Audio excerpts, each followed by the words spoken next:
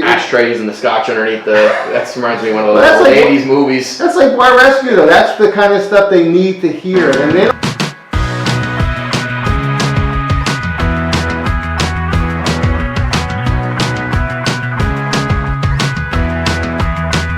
Hi, this is Ryan and Tom, Ela Financial Group. On the next video of the series, How Successful is Your Advisor? Why It Matters. Subtitle, which we're going to get into, is Has Your Advisor Sent Money to the African King? So I don't know if you have any thoughts on some of the advisors' success or failures that you've seen on practices. Well, first of all, there's a thing called broker check, and you should really use that thing more than that service. We had one where somebody smashed somebody over with a bottle, and a rep smashed somebody in the head with a bottle and had a little charge going on. We had another one where there was a rep who was taking church money and sending it off to an African king. Swear to God, he was doing it, and nicest old guy in the world, but he ended up doing time. So you got to watch who you're buying from.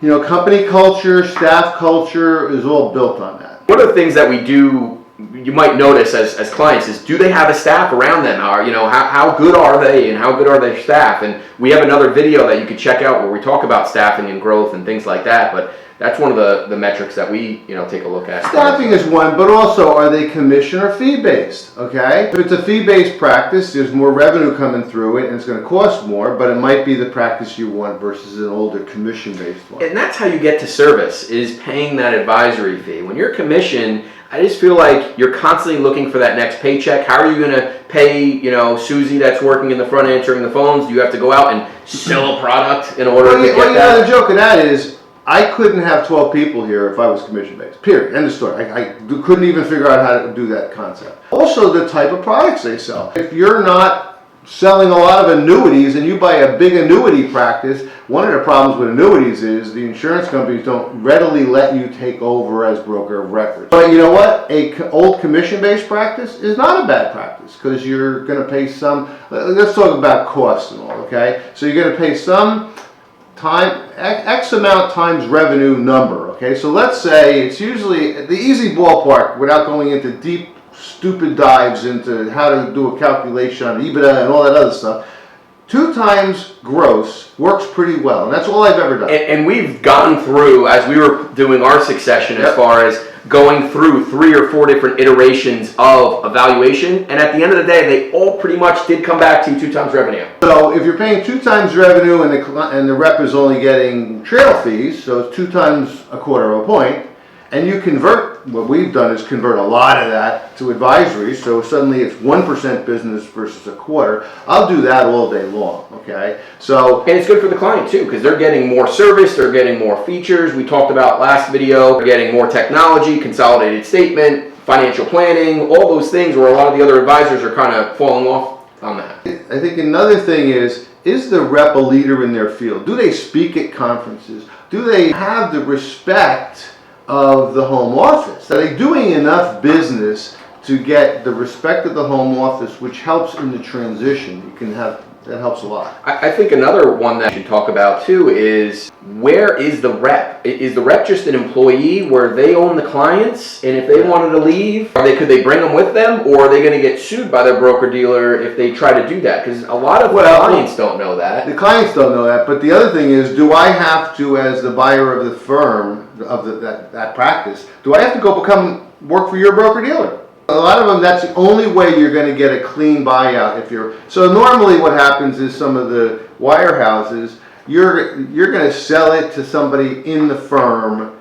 They're going to make that sale happen. They don't want the business to leave the building, and that's not an easy practice to buy. I've seen some of them try to do that, and it just doesn't work. And I would say the other thing is proprietary products inside of those accounts. Sometimes you can't sell them. We've come across clients where the only way they could transfer the accounts is to actually sell out of those proprietary products, because no other broker dealer could hold them. And then cost basis and taxes, that's the other one too.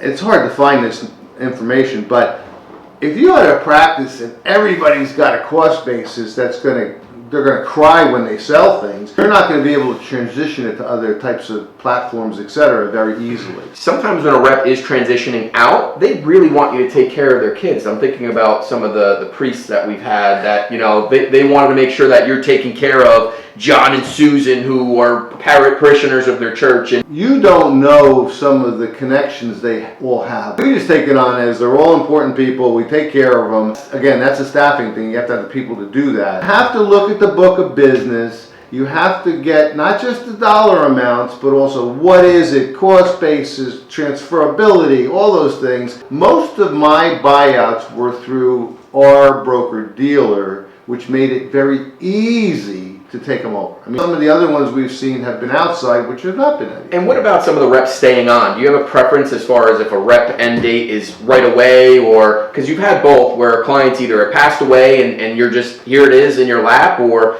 I want to stay on for a year or two, do joint business. Do you have a preference on any of that? Most of the transitions were quick, and that was good because I was the new blood, I was the new technology, I was the new service team, and they had been with the other person quite a long time. The other person gives a nice letter of, hey, here's the person I picked to do it, here's why I think they're good, and give them the time. And on some of the bigger key clients, they will make a call and make that transition. Do you think there'd be a benefit for somebody staying on and maybe doing joint business and things like that? Could you see that as I think the better benefit to that is like how you did, coming in as the junior guy and then the partner and that progression. How do you do that junior partner buy-in concept and make it work? I think that's better than worrying about the old rep who's trying to get the heck out the door.